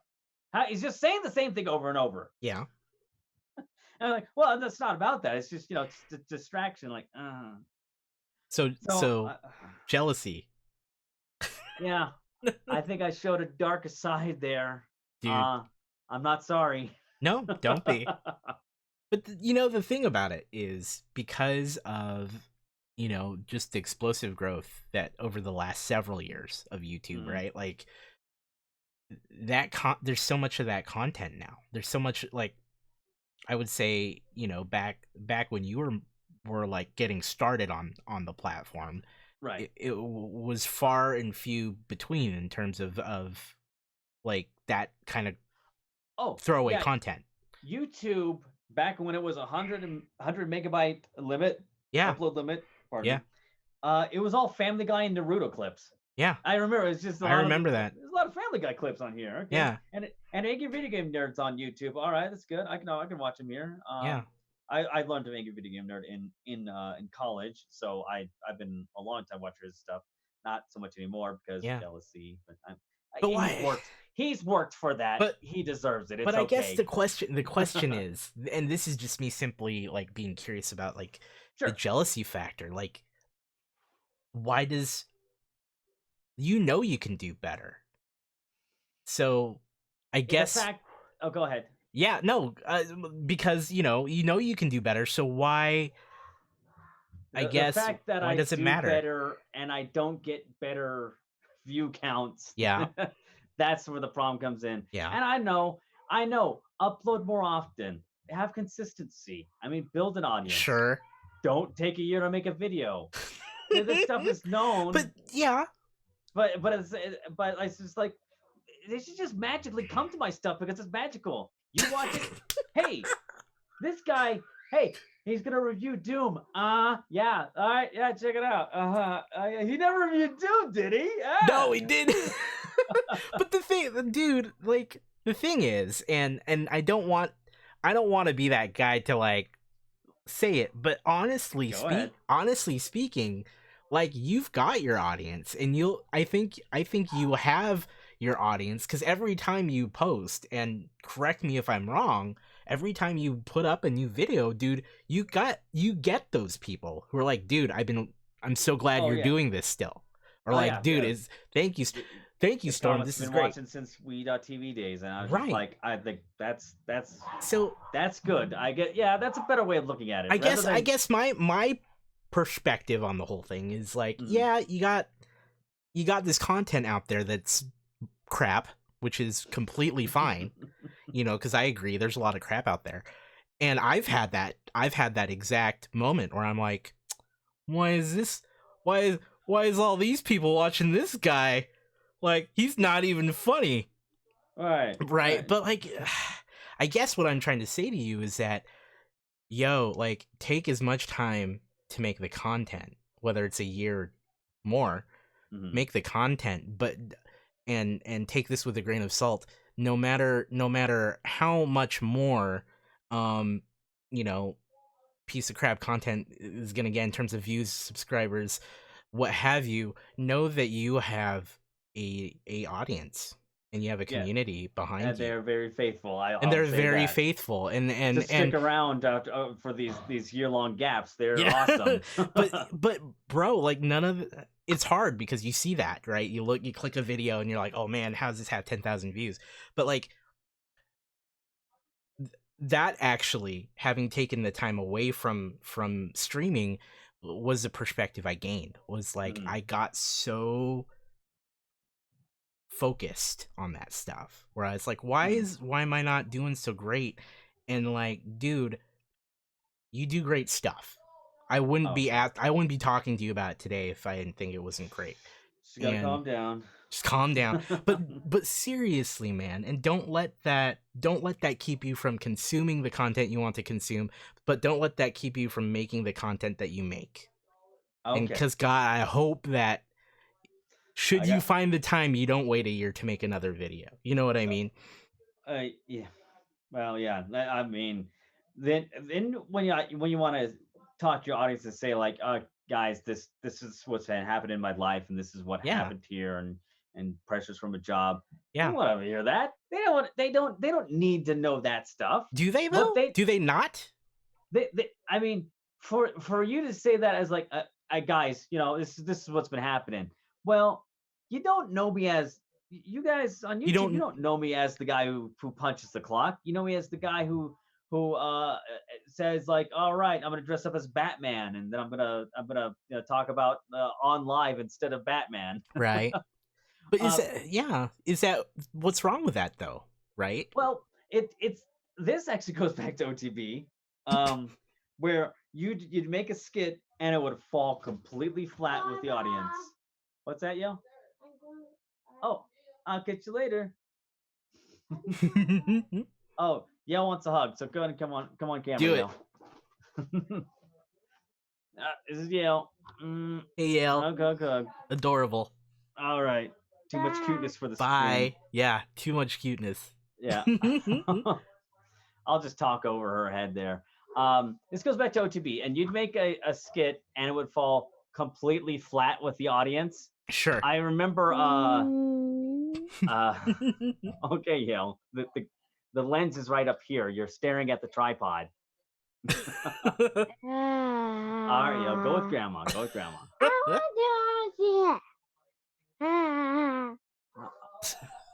Yale, you're really wrecking the flow of this story.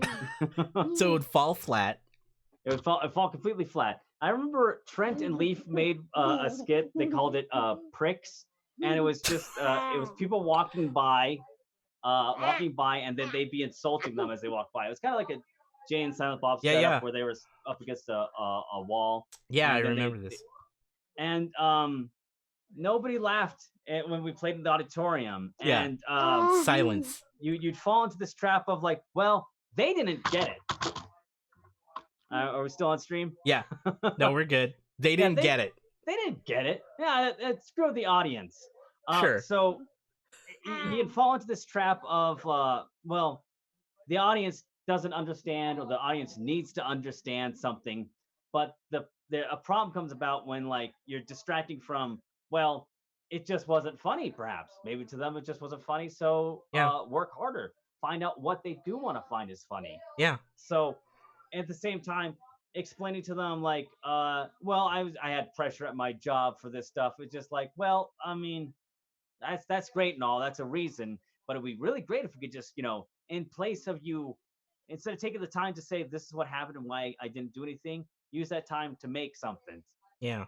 I don't know. Yeah. Yale really wrecked me on that one. No. Well, where I was going. there's something to be said, right? And one thing about like, it gets really hard when the response you get is not what you expect, or when you think, like you said, it falls flat. It doesn't hit the way you expect it to, and then it throws you for a loop, right? And I think when you're creating content in any form, especially nowadays, you're gonna get a lot of people where they just won't get it, and that's tough, because then we get wrapped up in the whole cycle of, I'm not funny, or this wasn't entertaining, or 1,000 people are watching this other channel that's making way crappier content. And the part that has been hard for me is that, and I've really been focusing on the act of the thing, right? The act of, in this case, the podcast, or the act of recording or building or editing the content, and finding the thing inside of it that is consumable, the thing that I would consume. Sure, yeah. Granted, maybe it may not be the thing that catches or people are really into, but I think that's the only way you can keep building content, because otherwise you slow down because of the time that it didn't hit, right? Or the time. Okay. Let me take a moment to close the door because Yale left it open. Yeah, no worries. No worries. Might be a little bit of chatter bleeding through. Yeah, I know I've heard about this in like some autobiographies, but anger is a great motivator. It can be, for sure. I mean, as long as it doesn't burn you up when you're yelling and screaming about like, did that Silent Hill in this video? Yeah. As long as you don't self-destruct on that, you can say like, all right, I can do better than this. Yeah. And use that anger to do better than that. Right. If it's constructive. Yeah. Right. Like, I agree. Like, I think anger can be good. I think any emotion can be good, as long as it's put to use. Oh, right. It's all energy. It's all energy. It's how it's directed. Yeah, you direct it towards your content rather than I will act out against others. If you internalize and say like, okay, the energy that's going to push me towards that I feel so okay, I'm going to write another paragraph into the script of this. Yeah. What, Yale? Yale, I can't do that right now. I'll do it tomorrow. Oh. This is what happens when I do a live stream. Dude, it's all good. Don't even worry about it. Where are your kids right now? Are they in bed? Asleep. What time is it? 9:38. Yeah. Okay. I'm really relaxed when it comes to that, and maybe to the chagrin of it. But I It's mean, all good, dude. Don't uh, even worry about it. when you okay, let's not make this a parenting podcast, but I'll just say real quickly. You hear about like kids their age need to be in bed by 7:30. You can keep on watching TV at 7:30. I don't know. For me, Nickelodeon turned off at 8 o'clock and went to Nick at Night. And it's just like, oh, great, Brady Bunch. Oh, I Love this Lucy. this junk. Boring. I guess I'll go to bed. That's what it was for me. And I Yeah. don't know. All right, uh, But like back to the so matter at hand. constructively using your emotions to make the thing, right? Mhm. Like I think as long as it doesn't get in the way of the process or the act of like the thing that you're doing, it's all good. Like I think it's healthy no matter what the emotion is, as long as it's being put towards a productive like thing, right? Mhm. And so, dude, that's why I loved your videos, because Oh, there was thanks, a man. lot, there's a lot there's always there was always the storm rant that I always appreciated Oh, all right. on occasion. Here's So something that I guess here's another behind the scenes type thing. This is an idea that I mean I've had rants in the past before yeah, where it was solely like I don't know, it was a lot of don't tell me what to review. But now I find myself doing like monologues on stuff and I like how am I gonna add a video to this? And where I said like, all right, don't edit video towards this. When I was doing the video for The Last of Us, and I just referred to depressing novels turned into movies, and I went through like, all right, here's a bunch of books about teens killing each other, and they're like, oh, The Giver was brought out of retirement, and they were chucking newborn babies into dumpsters. That movie. Uh, I wrote that content. I was just like, all right, just put a random video in there of like of him hanging upside down and shooting zombies, upside down.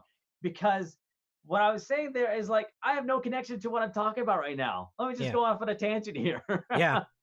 and I think and then that's that great. the recent Doom video where I was gonna talk about like the history aspect, like I remember wanting a Jaguar and stuff like that. Like Yeah, during those things, like all right, just throw in fighting the Bruiser brothers for each of them, and there you could actually see how they look different in each of the videos. So um, I don't know where this we were going with this, but I was just saying like having a rant in the middle of something that was about a video, like oh, I learned that like you don't have to cut that out, just no, make it negligible. yeah, or you lean into it, right? Oh, Like lean in, just go yeah. with it. Just go with it. I think I think what's nothing has to be perfect, you know. Like so, if you're Oh, gonna okay. rant in the middle of it, great. Yeah. I think I for as a consumer of Storm's content, I would say that like I would like I'm happy to see I'm happy to see it. And honestly, like dude, it's I think to me that's what makes a Storm video. So Here's how it was described to me once. Uh, it was one of my older videos when I was making a lot of content, and it was great video storm. Don't know what you talked about, but it was entertaining. hey, And you talked for 9 minutes, didn't really review a game, but yeah. hey man, and it's all about it's all about being true, right? It's about Mm, being who you are in that content. And I think a lot of people get lost in like, oh, people want to see this or they want to hear this, so I'm gonna pander to that. And I know you're not like that, but definitely not. But right. I Uh, I think yeah. people You forget. I want to think want to see a Doom video? All right. Yeah. Good luck. yeah. Well, Seems and like that's one thing you much more do. going You on one that one. thing you do really well, right? Is in my opinion, you do well the fact that you just like it's Storm. He's gonna do what he he's gonna do what he wants here. Like All right. he's not gonna just he's just not gonna do like. And I mean, you said that you pointed this out earlier when I asked you a question. You're like, this is probably not the answer you're going to expect. Right. um I'm like, dude, give it to me. You I dude, don't change. I guess Oh, that's all I'm thanks. saying. Don't But change. yeah, I I've and kind I of fallen out of trying to do the race of like doing recent games. Sure. I mean, like probably the last time I really tried was the Order 1886, and Yeah. that video took too long to make anyway. Who Yeah. Nobody cared about it after by the time I made it. So I said, all right, stop chasing your tail. So, Find something that could be good that you can talk about. well, yeah. Yeah. Like make content that you want to like push forward, right? Like Yeah, and don't just pick the thing that everyone else is doing or wants. Like do the thing yeah. that you could talk about.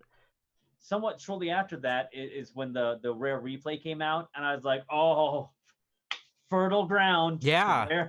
rare where That's I like can talk right about this that's one. right up your alley. And perhaps every video I made in that series except the Viva Pinata one, I didn't like how that one turned out. All the other stuff I really liked how that worked out. Talk about Caucus Pet Fur Day, talk about Blast Core ruining my life, and that was really good stuff. Those games are super old, You but ever it made some good content. you ever think about just playing a game when you get the chance and then like ranting, like no editing, and you just like hit record for like however long it takes you to get through it and then you post it? Like a raw like Storm review. I've never Have you ever thought about that? I might have. Okay, in those terms, no, I've never thought of like hey, that'd be some quick turnaround time. I thought about like, what if I the real way to make videos easy to push out all the time is like make it 5 minutes, make a 5 minute Sure. video. That's Sure. like so easy to do. Dude, It's do so it. easy to fill up those minutes. Yeah. Um, But but like every time I do that, like, okay, let's say I'm gonna review freaking. Okay, we'll just say it like this. All right, gotta keep on returning to Doom because you know what I'm working on right now. Like, yeah. all right, do Doom 2016. All right, you've played it already. You beat it. You know what it's about. Write a video. What about Doom VFR? Oh shoot, yeah, I guess I picked it up. What about Doom on Switch? And it's just like all these I just filter in, and Yeah. I don't have the ability to say no to Well, myself. and you shouldn't. I don't think you should. I don't think you should ever say no to the things that you want to make. I think the only reason that suggestion came out was Mhm. the solving for the problem of like, because I know you love to make the content. I know you want to put stuff out Right, there. I think the only part is like finding the time and making the time to produce it, right? The right. get the footage, get the B-roll, get the other pieces that you need, B-roll, I like that term. sit down and I know video. Come on. Oh yeah, Uh yeah. get We're everything both you tempered need. in the fire. Get everything you need and then sit down and edit it, right? And Mhm. then like I get it. Like I don't have like I'll be honest with you. I'm probably going to like clip one or two things out of this conversation to keep flow fast, and that's it. That's all I'm Sure, going to do. sure. But that said, the only thing I'm solving for is to help you. Mhm. And this is completely like friend to friend. Like Oh, you don't have to take certainly. any of this, but if you want to just produce, like even if you just miss like, hey, I just want to put a video out there because like it's inside of me and I want to like just push some video out. Dude, turn it on, talk about the last game you played and rant for 10 minutes and then turn it off and then upload.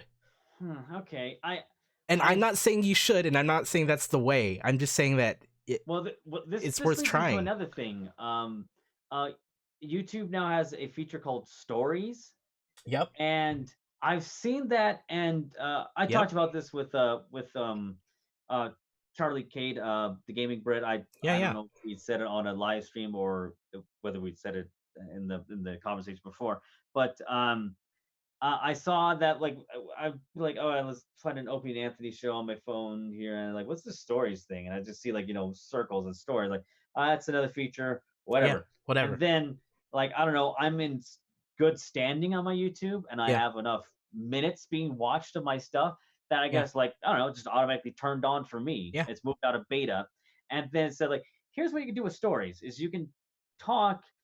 I think it's being driven by like you would talk with your phone. Yeah, it's just like yeah. it's raw. You'd say something, and you Yeah, it's like Instagram stories or Facebook stories, which is like right. you talk at the camera for a whatever short period of time and it goes out there. It's like I equate it to like the video version of a tweet, Hmm, right? Where it's like bite-sized micro content that hey, I got something to say, I'm going to push it out there. You're going to see it sometime today or tomorrow and that's it, and then it kind of floats off into the ether. But there are it's another way to distribute content, which is kind of neat. It's okay. completely different. It's not the same thing, and I'm not saying you should do a complete pivot, but I'm just saying if the need arises to build content, there's an outlet. There's an Okay. outlet. Well, I ask about that because you do inform me of something that Facebook, Instagram stories. I don't interact with those mediums at all And anymore. no, nor you Yeah. shouldn't if you don't want Um. to, but certainly YouTube, right? You're a YouTuber, Oh so yeah. there's I I feel that like that's kind of going in the direction of your question, is that my problem with that is like if I were to do a story or a short video is that well, does that become my normal now? Because if I'm anything, it's not consistent. sure. Yeah. So I I think the consistent me has been these full blown adventures, I'll call them. Yeah, And nothing wrong with that. I don't know. I as I change, perhaps that could be a thing. You know. There's nothing wrong with it. And let me tell you, even if you did it once, Hmm. that's all it has to be, right? Like it's like uh, in my opinion, as a fellow creator, as sure. someone who's trying to find his way. I actually okay. I I can add to that a little bit. Like, yeah, give it a try, see if it works.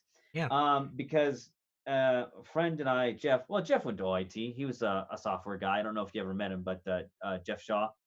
He's helped out with a lot of videos over the years. yeah, Uh, and he had this idea of like, let's review Ocarina of Time, but let's say you play through it by doing a speed run and beating it in like 18 minutes. Like, review it from that perspective.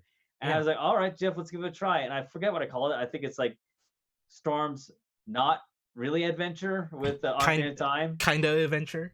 Yeah, and I like what Jeff and I put together. Like he did all the footage capture, so I was like, all right, that was on him.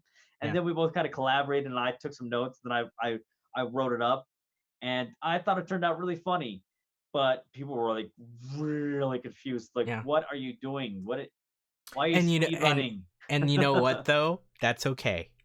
Yeah, You made something you we enjoyed. we tried it, You and tried it, and it's I really don't think about I'm gonna do it again. and what to be fair to you, I think you should do the thing that allows you to create on Mhm, a level that you're comfortable with, whether it be continuing to do the adventures the way you always have, which is perfectly fine, mhm. or if the mood strikes you to try different things. So I quit Twitch almost 9 months ago, Ah, recent.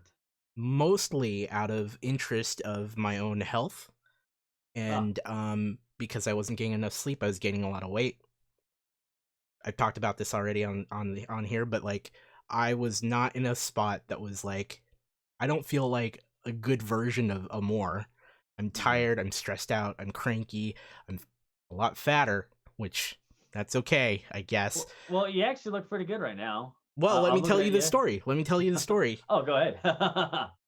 I was not getting enough sleep. I was so tired. I was getting stressed out. I decided to sleep more, and that meant cutting out streaming because I would stream from 9:30 p.m. until 12:31 in the morning, and then I wouldn't fall asleep till like 2 or 3. Oh, So yeah. wake up at Oh, 7 or 8 o'clock in the morning, go to work, do the whole work thing, come home, spend time with the family, put them to bed, hang out, and then do it all over again, stream late into the night.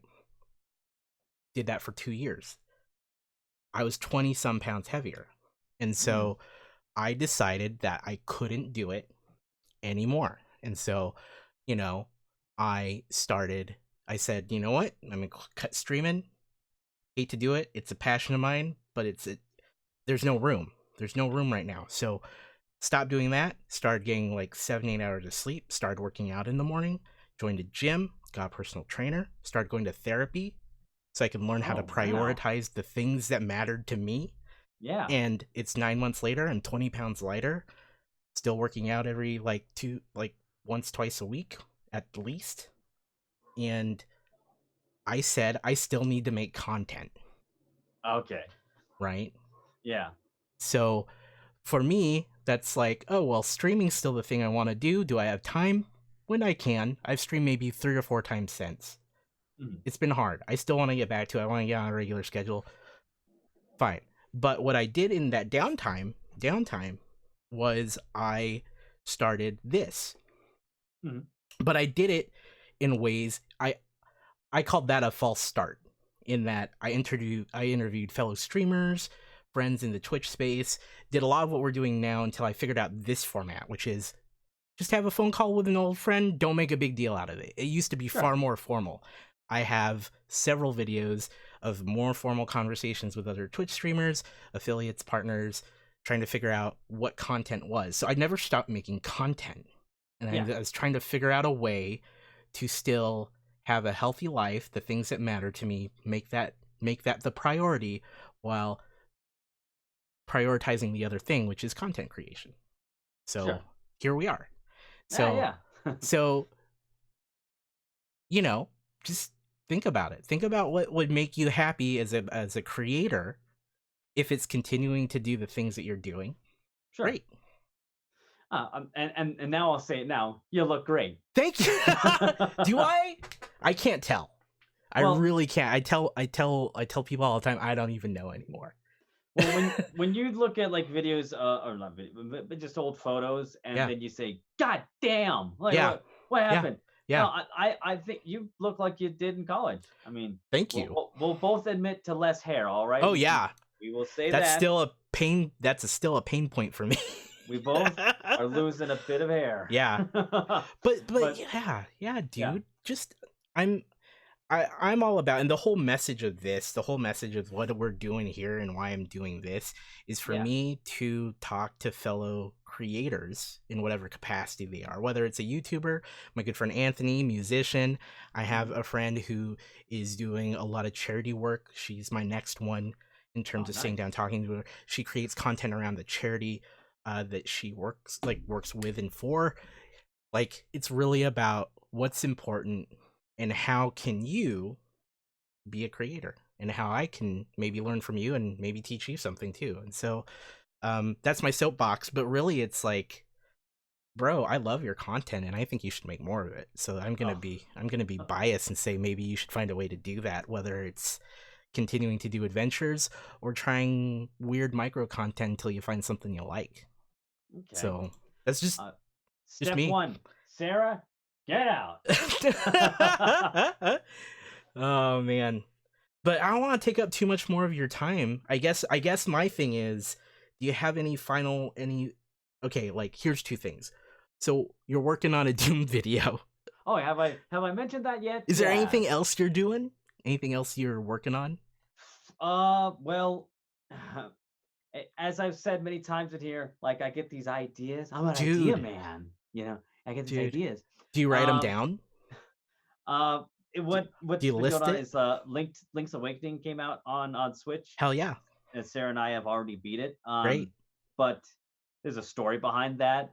And so like in my head, like, okay, so how are we gonna do this Link's Awakening video? And then of course, what happens?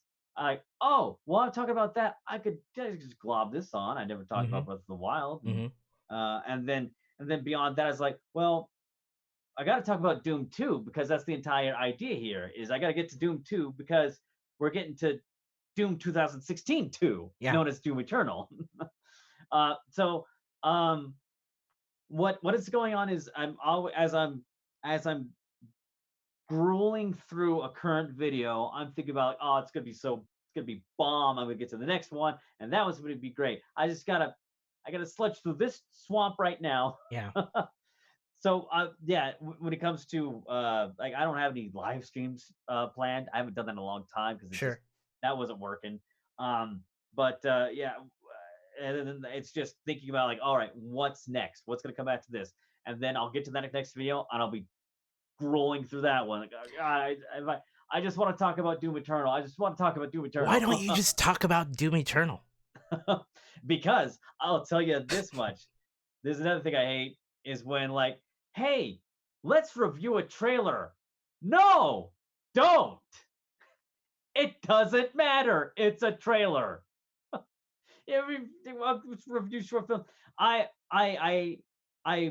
love it when Nintendo does a Nintendo Direct, Mm-hmm. and if I miss it, I'm like, oh, let's just search for it. No, I don't want to see reaction videos. No, I don't care about There's so your much of it reaction. out there too. It's my reaction I care about, and I'm gonna experience it myself. So, where were we going with this? Why I was asking why you didn't just make the Doom Eternal Oh, video. because all I can do is conjecture. Like, hey, look, they got a new battle mode. I don't care. That's multiplayer. I don't do multiplayer.